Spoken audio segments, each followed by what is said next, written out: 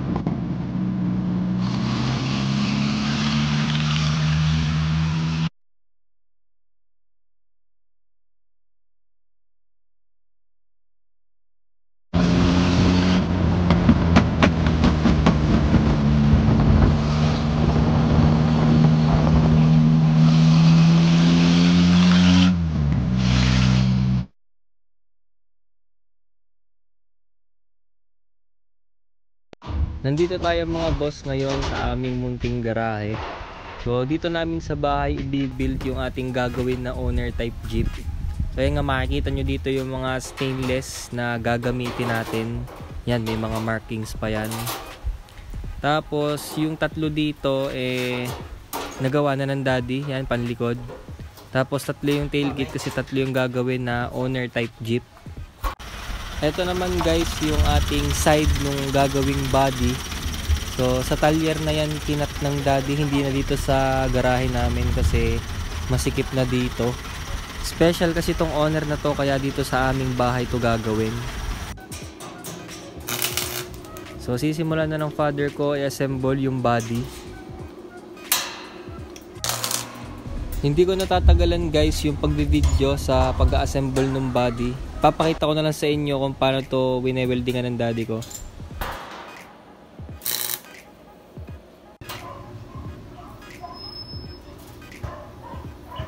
Dito nga sa part na to, tinulungan ko pa ang daddy ma-balance netong ating flooring. So yun, sinisimulan na rin yung isa. Bali yan yung kanya yung 4AG na high horse. Tapos yung akin yung 4EFTE na turbo.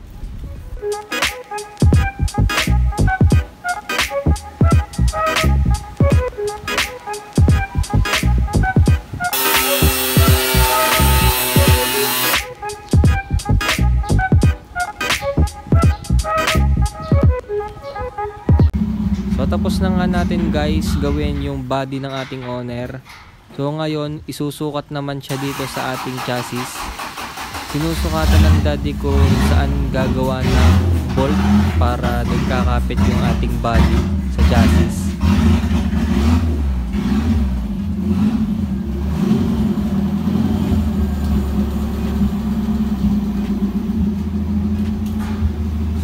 Ito naman yung akin Bali okay na ata yung kanyang pagkakabitan dun sa chassis.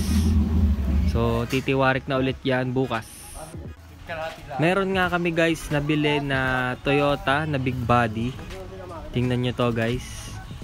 Yun 4AG high horse na automatic. Yan. Yan yung ikakabit natin sa owner ng daddy ko.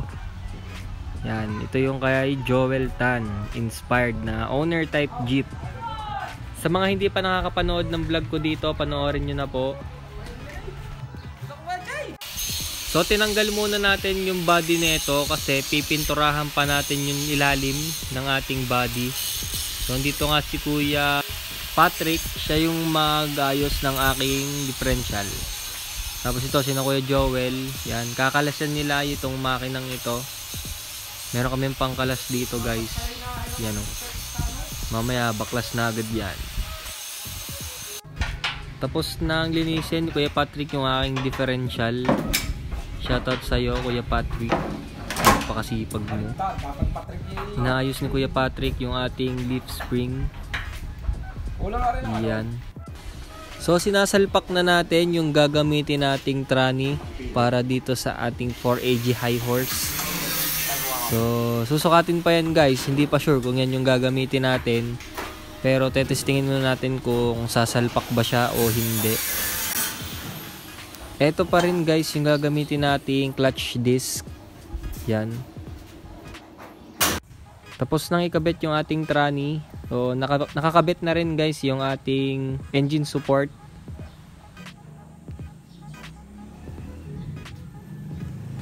Yung dadaluyan ng ating fuel, yan nakakabit na rin.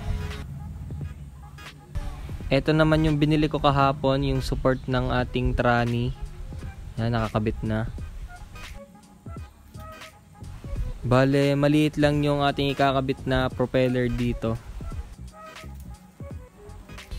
Stainless yung ating gagamitin na gas tank pero hindi pa siya tapos gawin ng daddy. Ito naman yung gagamitin nating mags 13s. Bale, nirepaint lang namin siya. Ito naman yung suspension na binili natin kay Boss Edward Ignacio Olivares. Shoutout po boss. Ngayon naman guys, pipinturahan na natin yung ating chassis.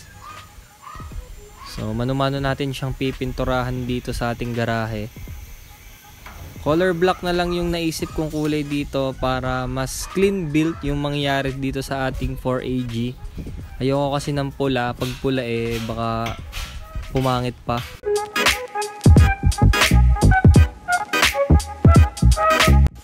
Tinanggal muna natin guys yung ating tangke para lahat ng parts mapinturahan natin dito ng maayos.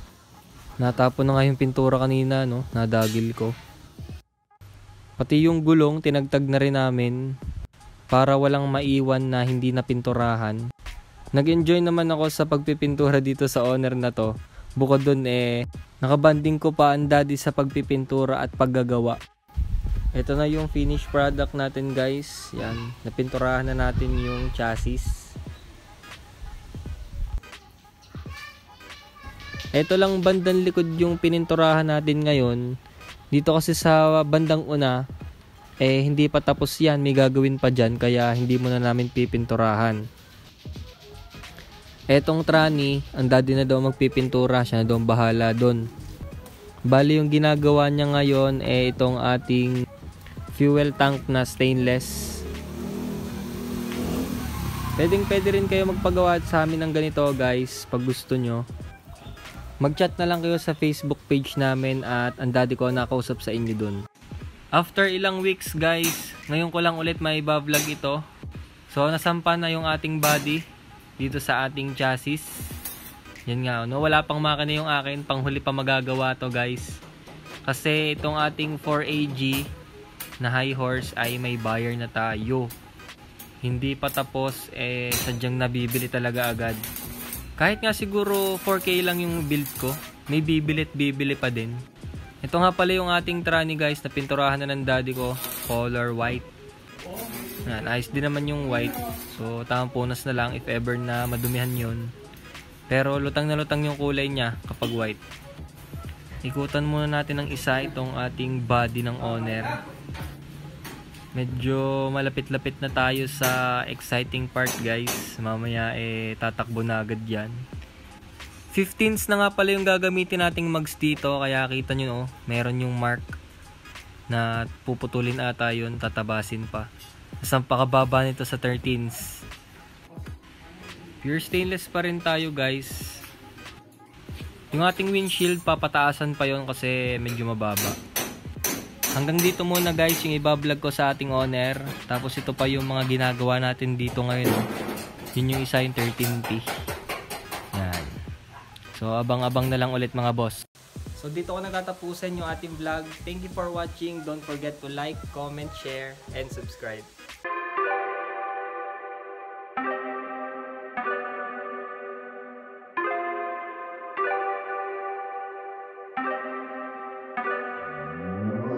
Started out with half and I flipped it in a double. Started out with half and I flipped it in a double. Said I'm again, we gotta go. Take one, then I dash away from Popo. Yeah, snakes around my grass, they want my dodo. I keep a 40, I don't know. Got the Henny in the cold. Smoke on Reggie, that's a no-no. Driving slow-mo in the photo. Bitches ready for the photos. There's a lot of things on my mind, yeah. Stacking money like 3, 6